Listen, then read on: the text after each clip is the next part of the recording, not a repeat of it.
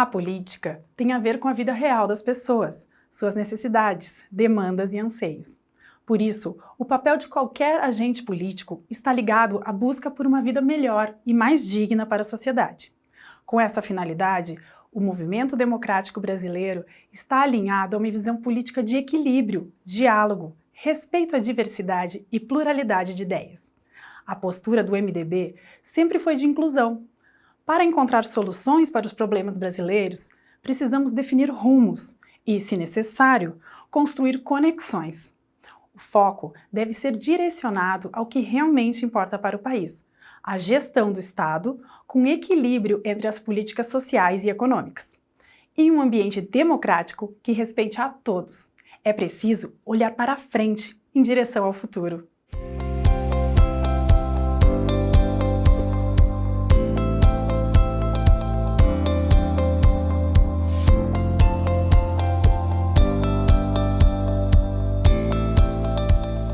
O futuro das políticas públicas, com redução das desigualdades e com soluções para as necessidades da população, está diretamente ligado às decisões políticas. O posicionamento de centro político é o único capaz de produzir as necessárias reformas para as reduções das desigualdades. Nesse sentido, um dos principais debates é sobre o tamanho do Estado. O MDB sempre lutou pelo equilíbrio das contas públicas, pois este é o único caminho para viabilizar o financiamento de investimento em ações concretas que atendam aos interesses da população. Gastar mais do que se arrecada produz desequilíbrio fiscal, gera inflação e empobrecimento justamente dos que mais necessitam do Estado. A responsabilidade fiscal é um alicerce da justiça social.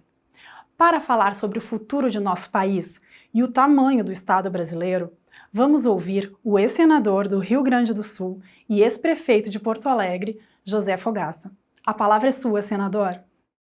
É um partido que procura o seu ponto de equilíbrio a partir de uma ideia de justiça. A justiça é o fundamento de toda a ação política. A justiça que tenha um caráter social. O futuro que nós queremos construir é o de um país democrático por excelência, que seja capaz de oferecer uma real igualdade de oportunidades aos seus cidadãos. E nós sabemos que o primeiro instrumento para isso é a igualdade de qualidade na educação. Uma qualidade que possa ser oferecida igualmente para todos. E nós acreditamos que o Estado, por seu turno, tem este dever: trabalhar com a ideia de oferecer cada vez mais a igualdade de oportunidades a todos os seus cidadãos. Por outro lado, nós acreditamos que o Estado não pode ser máximo nem mínimo. O Estado é o Estado necessário. É aquele que é compatível com a realidade, é aquele que cada momento histórico exige, é aquele que tenha agilidade e eficiência para atender às reivindicações, para atender às necessidades, para procurar o equilíbrio social máximo possível.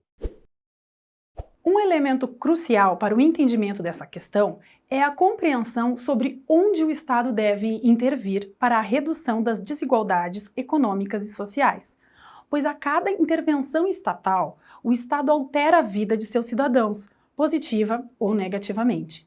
Sabe-se que o Estado gigantesco e pesado utiliza volumosos recursos públicos, anulando o potencial de desenvolvimento do setor privado. Por outro lado, um Estado que não tem a capacidade de prestar serviços sociais a seus cidadãos é um Estado injusto. O MDB defende que o Estado deve ter o tamanho que a necessidade impõe e que os cidadãos democraticamente admitem. Um exemplo claro é que toda vez que se cria um gasto que não tenha cobertura no orçamento, na prática, se está aumentando arbitrariamente o tamanho do Estado.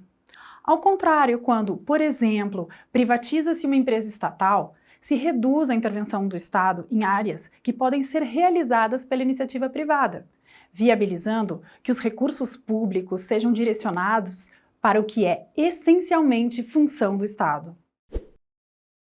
Entre os debates sobre o Estado forte e interventor e Estado mínimo com baixa intervenção, precisamos analisar uma situação real que aconteceu aqui no Brasil e que deixa clara a necessidade de definição sobre o tamanho do Estado que queremos para o nosso país.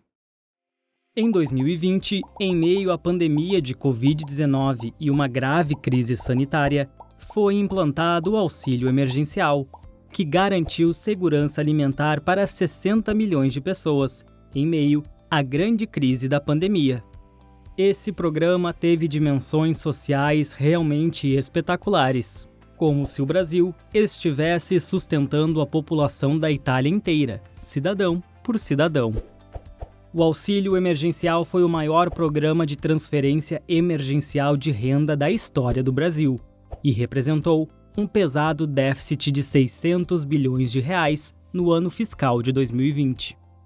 É importante destacar que o Programa de Auxílio Emergencial Brasileiro de 2020 só se tornou possível pela mediação ativa dos setores de centro no Congresso Nacional.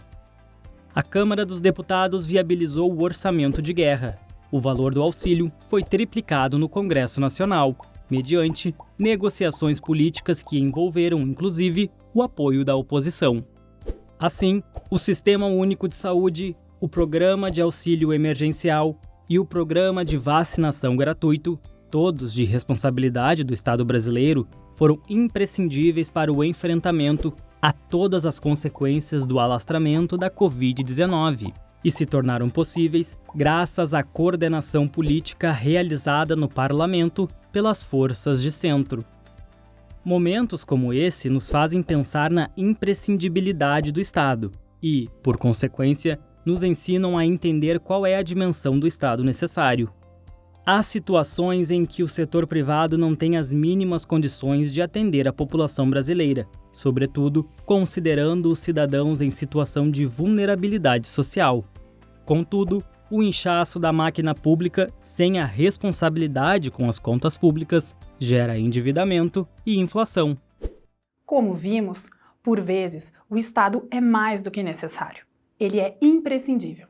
Entretanto, é preciso também deixar claro que, em seu andamento cotidiano, o Estado não pode conviver com a irresponsabilidade do déficit público, com sua histórica e permanente ineficiência.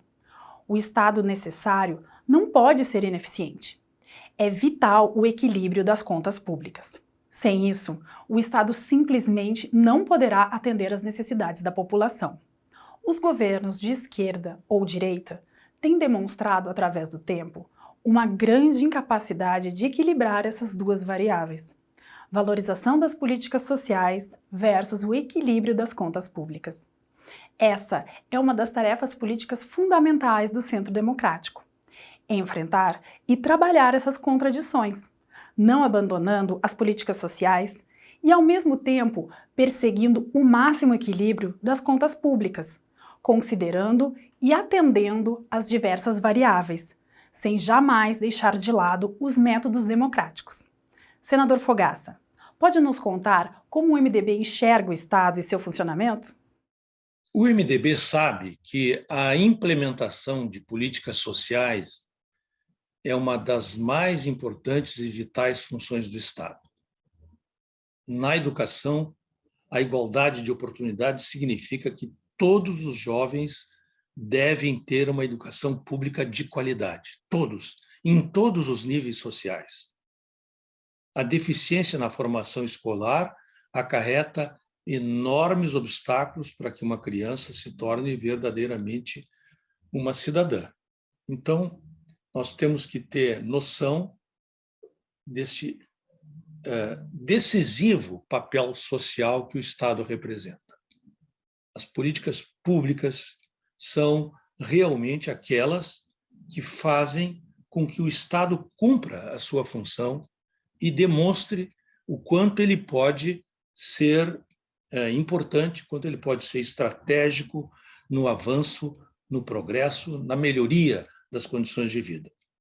E é importante dizer, o MDB sempre teve um papel de grande protagonismo, um protagonismo central na construção dos grandes modelos de política social neste grande edifício do Estado brasileiro. O MDB, sendo governo ou oposição, sempre defendeu um ajuste de contas públicas e um Estado que buscasse o equilíbrio fiscal.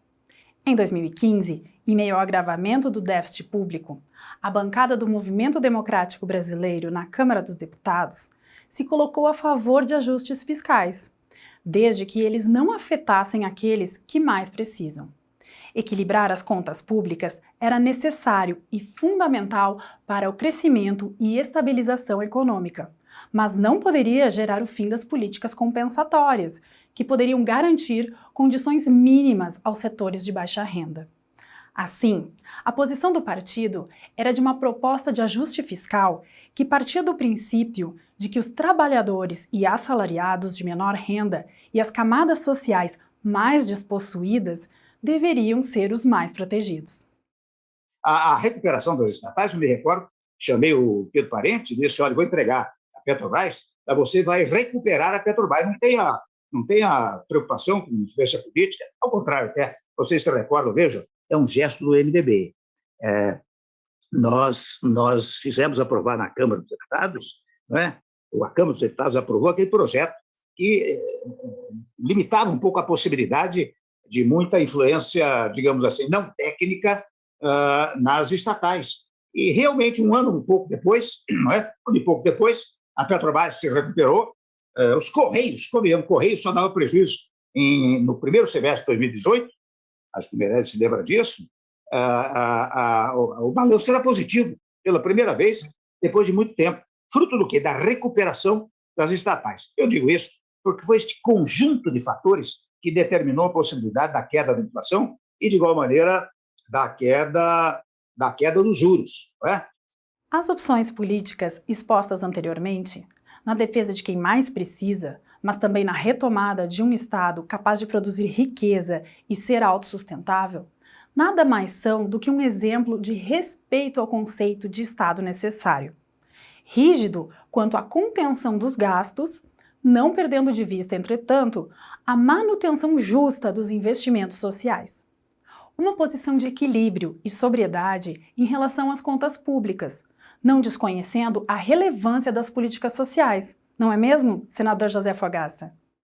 Nós achamos que o Estado tem um papel importantíssimo do ponto de vista não só estratégico, mas do ponto de vista vital.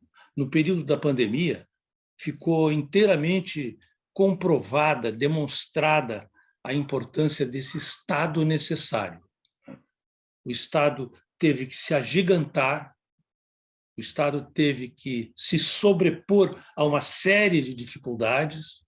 No Congresso se criou o chamado orçamento de guerra, através de um grande esforço concentrado de deputados e senadores, e demonstrou que, naquele momento, o Estado realmente tinha um papel essencial para a população, e foi esse o grande serviço que ele prestou. Além disso, nós temos que lembrar, claro, que, paralelamente com esta responsabilidade de atender aos cidadãos, há uma outra responsabilidade que talvez esteja na origem de tudo, que é a responsabilidade de manter as contas públicas em equilíbrio. A responsabilidade fiscal é uma tradição dos governos do MDB. O MDB sabe que, sem o equilíbrio das contas públicas, não há como se realizar políticas sociais sustentáveis, políticas sociais duradouras, não é? E não há desenvolvimento nem progresso verdadeiro se nós não tivermos um nível de responsabilidade fiscal que mereça o respeito, a confiança dos cidadãos, o respeito e a confiabilidade internacional de investidores, o respeito e a confiabilidade também interna daqueles capitalistas ou investidores do país que querem também oferecer ao Estado recursos e obter com isso também os seus ganhos financeiros. Portanto, a responsabilidade fiscal é a única forma que nós temos de garantir as outras políticas, como as políticas sociais mais básicas, mais essenciais e mais necessárias à população. Com a sua vocação para a resolução de problemas e de ser um mediador seguro nas grandes crises nacionais, o MDB pensa no futuro do país, entendendo a necessidade de um Estado necessário, que atenda aqueles que mais precisam e que tenham suas finanças ajustadas e equilibradas. Em 2016, o governo de Michel Temer buscou a reunificação do país em torno de uma agenda de reorganização financeira, fiscal e social. Com isso, o Brasil andou para frente e pôde, enfim, respirar os ventos de um tempo mais tranquilo. E para falar sobre isso, nada melhor do que ouvirmos novamente o senador José Fogaça. Quando o presidente Michel Temer assumiu a presidência da República, o Brasil vivia uma situação de grande instabilidade. Instabilidade emocional coletiva, instabilidade política, instabilidade econômica. Havia uma taxa de incerteza enorme na comunidade nacional. O Brasil não sabia muito bem o que iria acontecer. O que Temer fez foi um gesto de enorme coragem, mas um gesto muito efetivo, um gesto de grande eficácia econômica. Propor o controle das contas públicas através do teto de gastos. Mas o teto de gastos não baseado apenas numa lei ordinária, que pode ser derrubada a qualquer momento, pode ser alterada por uma votação simples.